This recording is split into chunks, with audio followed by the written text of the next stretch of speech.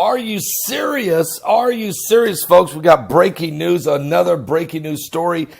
North Korea just won't stop. They just fired another missile, actually several more missiles, as South Korea and the United States are beginning their joint military drills.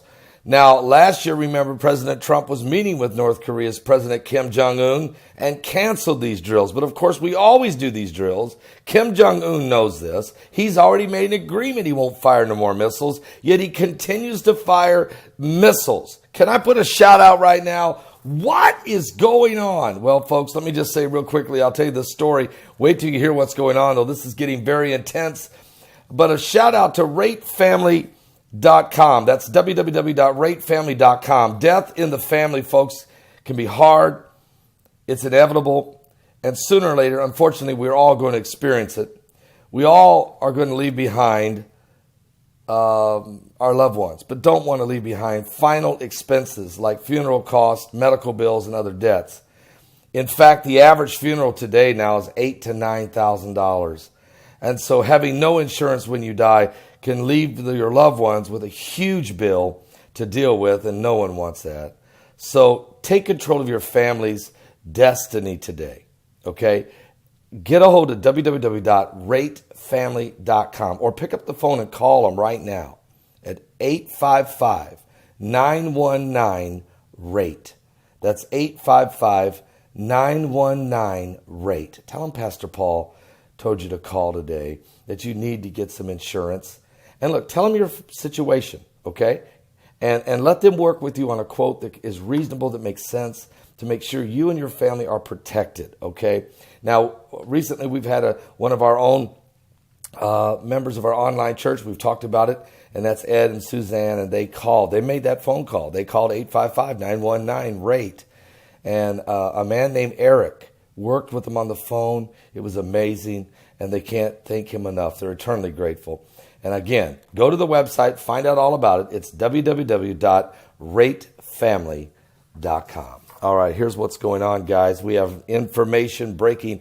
North Korea has fired 2 more unidentified missiles. Its 4th such launch in 2 weeks. The President of the United States cannot ignore this. He can't diminish this. He can't minimize this. He has to deal with this, even though he wants to work out a deal. They fired from the South Providence across the North Korean peninsula into the sea to the east. North Korea again expressed anger that the United States and South Korea's military drills have begun again yesterday. It says they violate the agreement reached by U.S. President Donald Trump and South Korea's President Moon Jae-in. But while the main drills will start on August 11th, its very low-key preparations have already begun yesterday. The United States said it was monitoring the situation and consulting with South Korea and Japan. Now, you never know what Kim Jong-un might do. Late yesterday, Washington introduced travel restrictions on people who have visited North Korea. Anyone who would normally be eligible for the United States visa waiver program will now have to apply for a U.S. visa if they have visited North Korea in the last 8 years.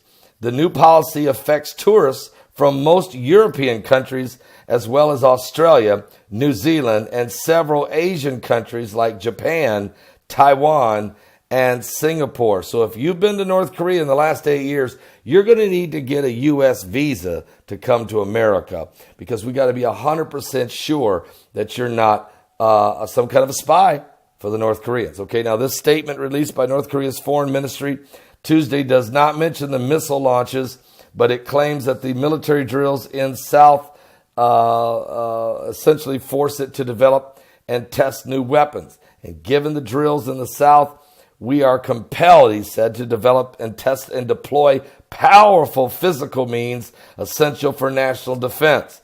It also described the exercise as an undisguised denial and a flagrant violation of the recent talks between the United States and North Korea. We've already warned several times that these joint military exercises would block the progress of a North Korea-U.S. relations and the inter-Korean relations and bring us into reconsideration of our earlier major steps. So in other words, Kim Jong-un is pressuring Trump by saying, if you keep doing these drills, you're messing up the relationship, and you're going to mess up any opportunity of the talks of a denuclearized Korean peninsula. But so in the last 2 weeks, we know that Kim Jong-un is flexing his muscles. He's not rolling over. He's not going to be completely look like he's rolling over to the United States of America. Even though we're in a very, very strong position, he does have a position. He could always take a cheap shot with a nuke if he can get his hands on a nuke. If he doesn't already have a nuke, he could take a cheap shot with some of these very fast, short-range missiles and strike Seoul, South Korea, or strike our U.S. military base right there next door, or even with a longer missile, hit Japan. Okay, he can do this. He could even reach Guam or even Hawaii for that matter. But, I think we'd have the ability to shoot it down if it's coming over Hawaii. But the bottom line is this. Kim Jong-un is pushing back. So Trump's got a lot on his plate. He's got domestic violence going on with the shootings as of recently and the political garbage he has to fight through. He has to deal with the Iranian crisis. He has to deal now with the North Korean crisis. And of course, he's always dealing with what's going on in Europe and the Russians. And of course, don't forget about Syria and the Iranians and the Russians and the Turks close to the Israeli border. I mean, there's a lot going on, okay? There's a lot going on. And now the tariff thing.